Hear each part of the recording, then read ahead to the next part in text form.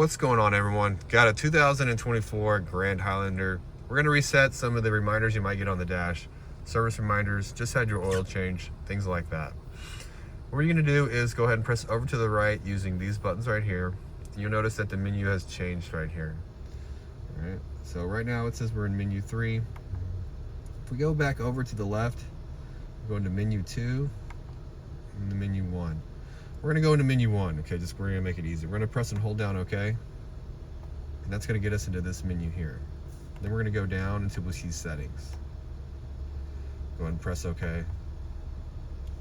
Then we can go down. There's a lot of settings here. Go to vehicle settings, press and hold down OK. And then we'll go down a little bit more. And right here is we have the oil change. Then we just have a maintenance reminder here.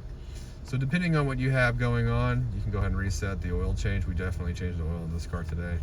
But if yours is telling you scheduled maintenance and they didn't reset it, go ahead and go there and reset it right there. Well, I hope the video was helpful, and if it was, I would really appreciate it if you could hit subscribe for me.